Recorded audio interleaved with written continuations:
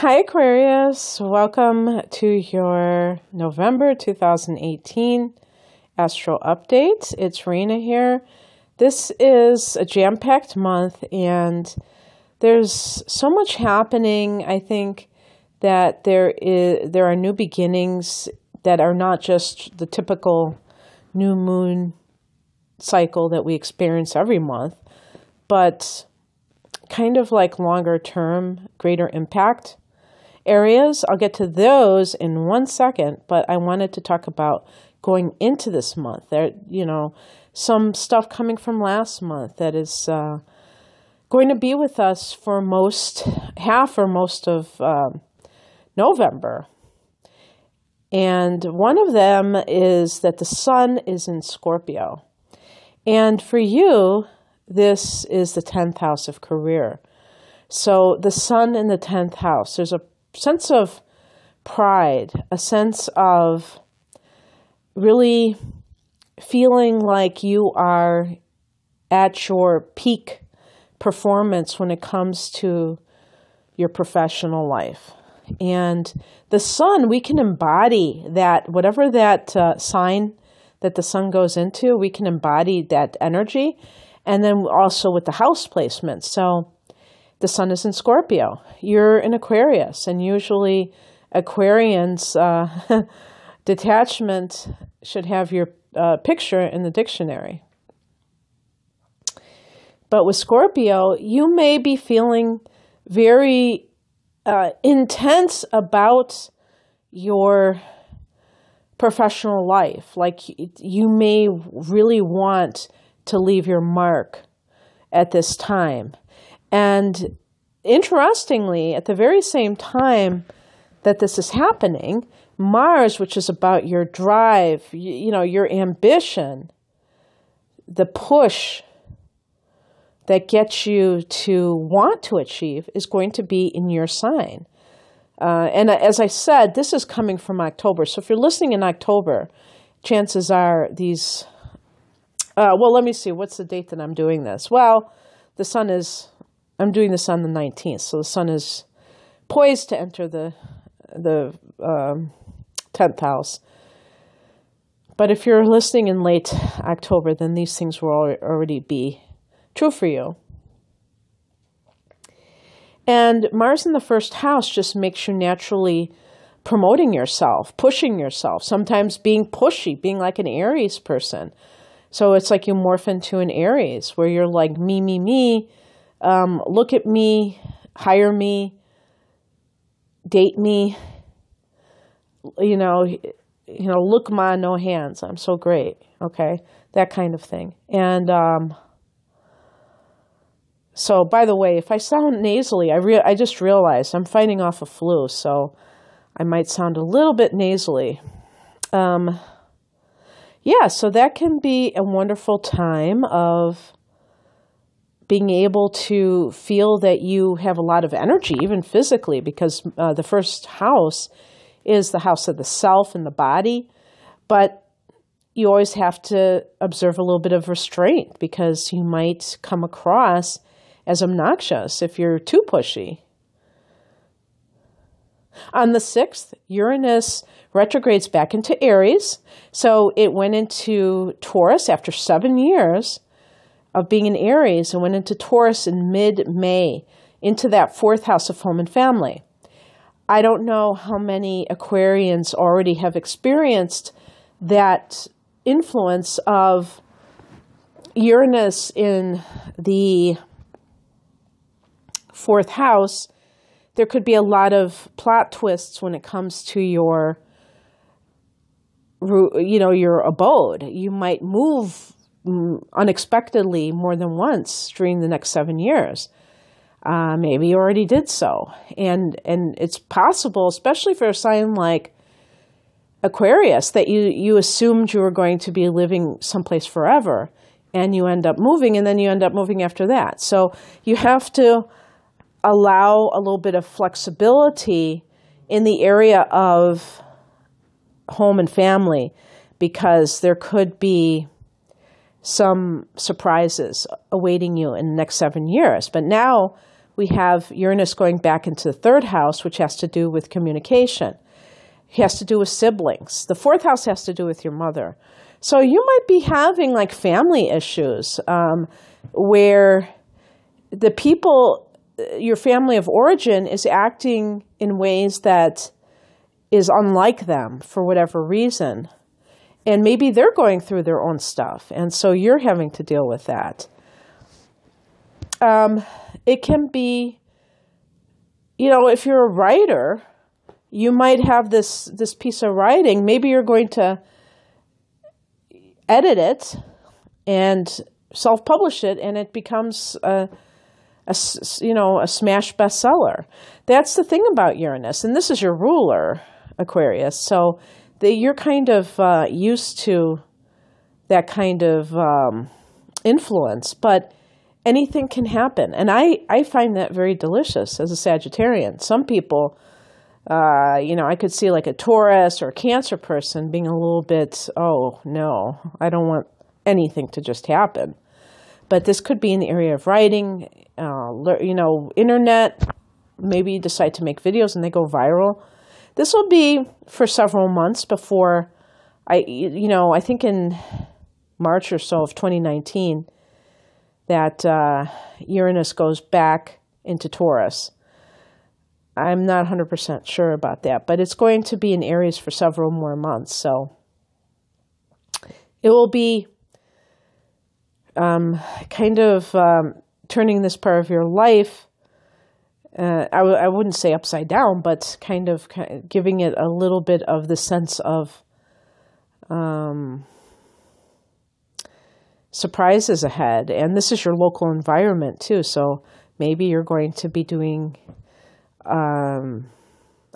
some kind of being, especially if your job requires you to have like certain territories. Maybe you're just going to be all over the place, but locally it would be. So one of the big transits that I wanted to mention was on the 7th. In addition to having a new moon in Scorpio, which is your 10th house of career, and that's new beginnings in your career, new seeds being planted for the future, so possibly new doors opening in that sense, or opportunities being given to you. There's also the North Node going into Cancer. Now, this just happens to be your 6th house of work. So here we have the new moon in the 10th, and then we have the North Node entering the 6th, all on the same day, or both on the same day. I feel like your work life is going to be faded in some way, in a positive way, though. And this is by cosmic design. This could be something, Aquarius, where you are able to be of greatest service to humanity. Now, it's interesting that the South Node will be entering that 12th house, which is the house of sacrifice, the house of, just giving to others and kind of forgetting the self, and also the spiritual dimension. But this is an earth house, the 6th house. This is about your health, and this is about your daily schedule, the how you organize your life. And you may have, I have a feeling that if you have been wanting for a long time to escape a 9-to-5 situation, you might be able to, and it might be right. There might be divine timing for that, because the next day you're going to have Jupiter go into Sagittarius in your 11th house of hopes and wishes. And you have several transits of into that 11th house, which is your long-range goals. And with Jupiter there, you may be able to, if you believe in luck into them and make those things happen. Jupiter can also bring money, so the money to make your dreams come true. And your dreams that don't necessarily involve career aspirations. But with the sixth house, it's almost like with the North Node there, maybe you can be in control of your daily life if you've spent many years having to take orders from somebody else, because Aquarius is a sign that really likes to be their own person and to do things their own way. And I could see an Aquarius person not liking a 9-to-5 job because everybody else does that. Although I'm sure that there are a fair number of Aquarians who do follow that schedule. And because you're a fixed sign, there may be a part of you that like that kind of constancy and you don't want that open-endedness necessarily. Well, I feel that something with your work life is slated to experience a touch of serendipity. Because the South Node is in the 12th house, this does not involve shunning anything material. As a matter of fact, the emphasis is on the material. And to me, it's not a coincidence that the new moon is in the 10th house, which is also an earth house. And then the North Node goes into an earth house. The 10th house is Capricorn's house. The 6th house is Virgo's house. And it's your service to others, and it can even be volunteer work.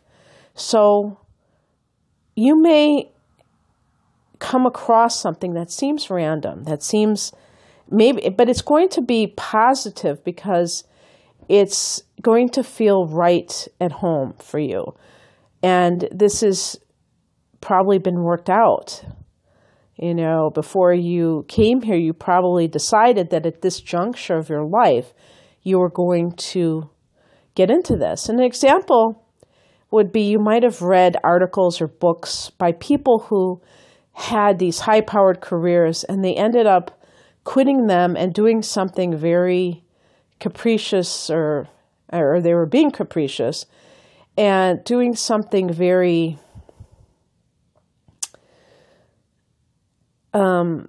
maybe low-key, but something which really felt fulfilling to them, like becoming I think this couple, they began to like offer, they went to Greece and they started offering tours on a boat or something, and it just looked so beautiful from the photographs. And that lifestyle, you know, that feeling of having, you know, less, you know, probably being outdoors all the time and just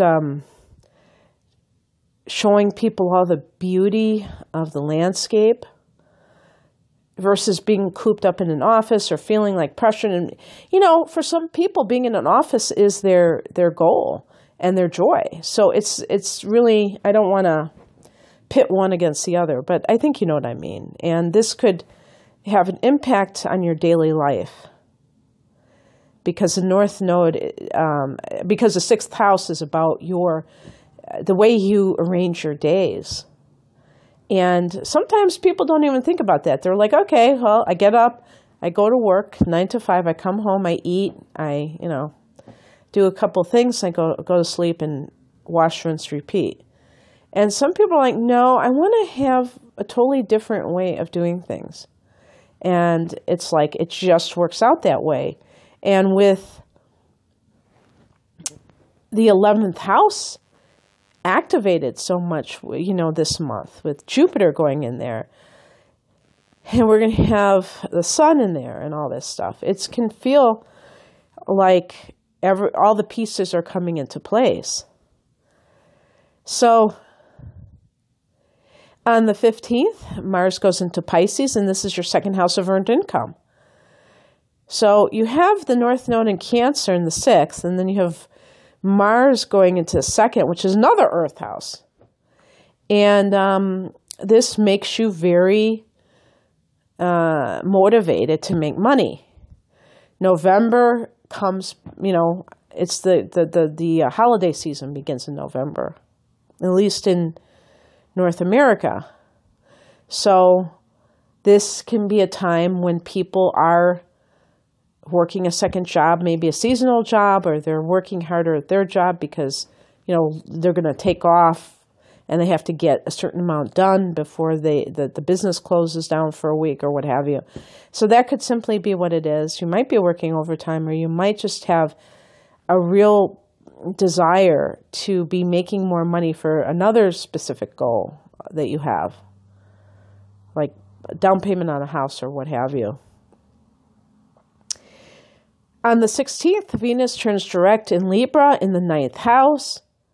You've been experiencing this Venus retrograde from the 10th to the 9th houses. So I think that this is all connected, because Venus can be your values, and you can be saying, okay, well, is money everything? Is there something that I can do that is more meaningful, that it really fits with my own philosophy, which is the 9th house? On the same day, Mercury turns retrograde in the 5th house. I'm sorry, I have it written from the last one. In the 11th house of hopes and wishes. So kind of researching, thinking, rethinking things that you have been wanting to do. Now that Jupiter's in that house, maybe your mind has opened up even more about what your goals can be. Maybe you were dreaming small. And now you have wow, maybe I can do this, and maybe I can work here and then live in my dream location, and maybe, research if that's possible and take it from there. There could be a misunderstanding with friends. The 11th house can be friendships. On the 22nd, the sun goes into Sag, into that 11th house again. The sun is very healing and very positive minded. That's your house, Aquarius, the 11th house. That's something I should have told you too. You have Jupiter in the house that you rule. So you got the sun there, another positive influence.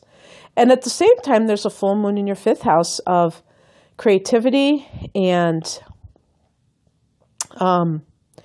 romance and the business that you own. If you've been working, maybe you've been trying to launch a business and you're kind of coming to the end of that preparation phase.